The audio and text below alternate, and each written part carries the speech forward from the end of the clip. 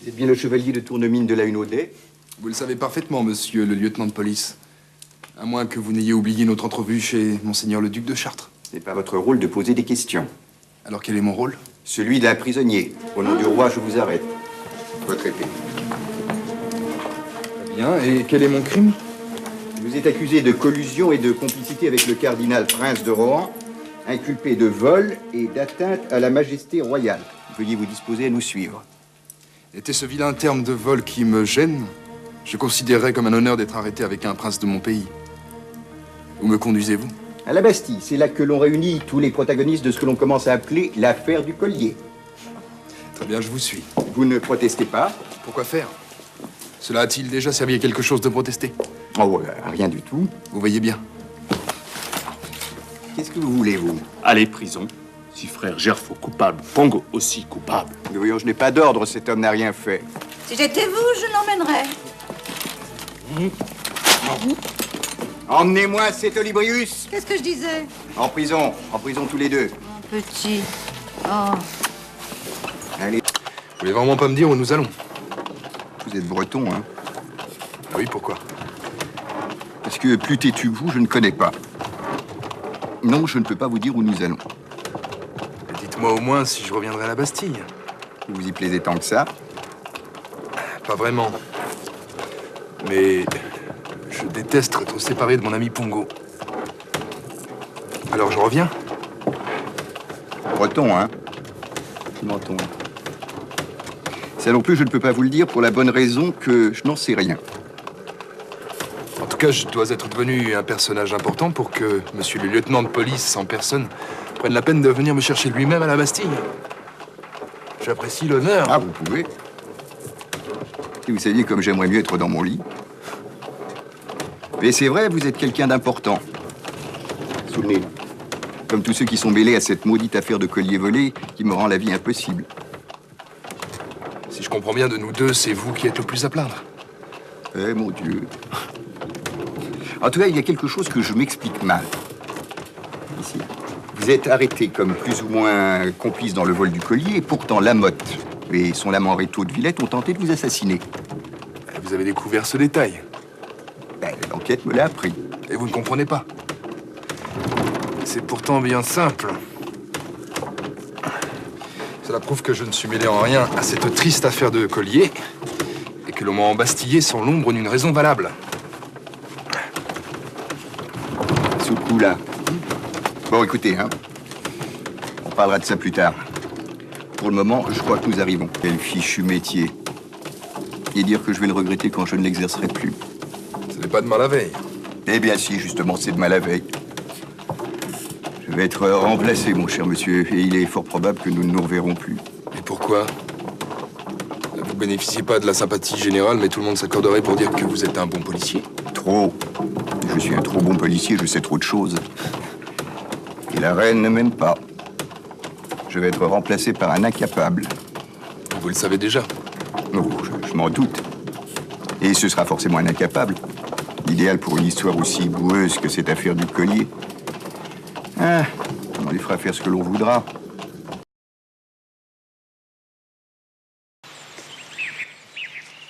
Bonjour, jeune homme.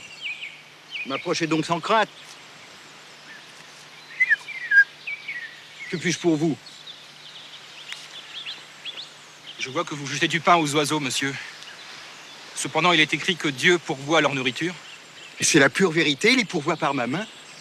J'accomplis mon devoir de fils de Dieu qui est de nourrir les oiseaux dans les champs et les pauvres dans les rues. Je connais un pauvre qui disputerait bien quelques miettes à ces oiseaux. Vous avez faim? Je n'ai rien mangé depuis 24 heures. Mais venez, asseyez-vous. Prenez. Prenez. Oh, merci, monsieur. Gobez aussi les cerises. Moi, j'ai terminé. C'est curieux, je viens souvent dans les bois de Meudon et je ne vous y ai jamais vu. Je suis un provincial, monsieur. J'ai traversé la moitié de la France pour venir à Versailles. Oh, mais quelle idée! Paris vaut bien un si long voyage, mais Versailles, oh, poids! À moins que vous ne cherchiez un maître. Je ne cherche aucun maître et je n'en chercherai jamais. Oh, oh. Mais chaque homme obéit à quelqu'un ou à quelque chose. Vous avez bien des principes. Pour ça, oui. Je pense que tous les hommes sont frères. Et que chaque individu a sa valeur. Et que ma valeur à moi mérite autant de respect que celle des autres. Ah, je vois. Vous avez lu des livres? J'ai lu le discours sur l'inégalité des conditions et le contrat social.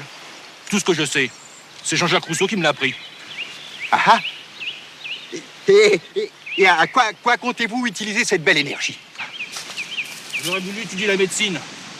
Hélas, cela coûte très cher. Ah, plus maintenant. Le roi Louis XV vient de faire une des rares bonnes actions de sa vie. Il a créé à Paris une école de chirurgie gratuite. En vérité. Et un malheureux comme moi pourrait aller à cette école? Et pourquoi pas? Il vous suffira de gagner quelques sous pour payer votre logis ou votre subsistance. Paris est une grande ville où les petits travaux ne manquent pas. Je suis robuste, monsieur. Je suis capable de remuer des pavés ou de porter de l'eau comme un auvergnat. Vous avez autant de courage que d'ambition. Vous plairiez beaucoup à Jean-Jacques Rousseau s'il avait la chance de vous connaître. Est-ce vrai ce qu'on dit? Qu'il a tout appris par lui-même et sans rien payer? Ah, on n'apprend rien pour rien, mon ami.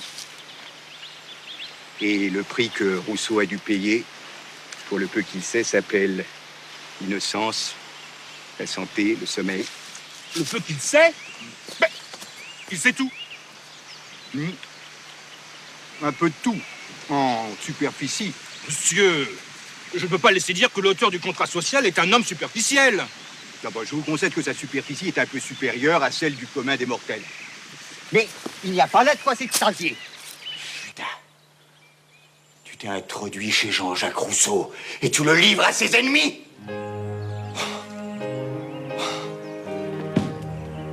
Jean-Jacques Rousseau. Assez de comédie, misérable espion. Tu es démasqué. Quel jour devais-tu me vendre, hein? Monsieur, maître, je vous jure...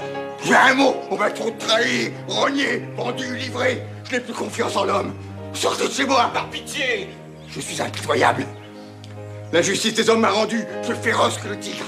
Allez donc rejoindre mes ennemis. Monsieur, ce ne sont pas vos ennemis, ce sont Mademoiselle André et Nicole. Qu'est-ce que c'est, Mademoiselle André? La fille du baron de Tavernay. Je l'aime, monsieur. C'est elle que j'ai suivie à pied, sans argent, depuis le fond de notre province. C'est elle que je m'apprêtais à rechercher dans tout Paris, dans tout Versailles, et que je retrouve ce matin dans cette maison derrière la vôtre. C'est pour André de Tavernay que je voudrais devenir Turenne, Richelieu, ou Jean-Jacques Rousseau. Pourquoi ne m'avoir pas aussitôt dit la vérité? Parce que je suis un menteur, monsieur. Et tant pis si vous ne comprenez pas un pareil mensonge.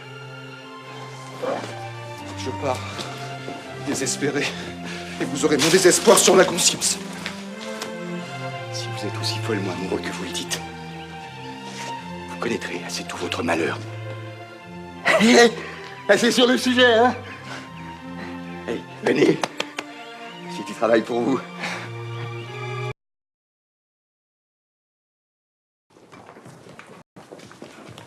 Surveillez-le jour et nuit. Rendez-moi compte de ses allées et venues. Et consignez les noms de tous ceux qu'il visite. Monsieur le Gonfalonier, ma fille a été attaquée cette nuit, dans le Borgo dei Santi Apostoli. Et l'on a tenté de l'enlever.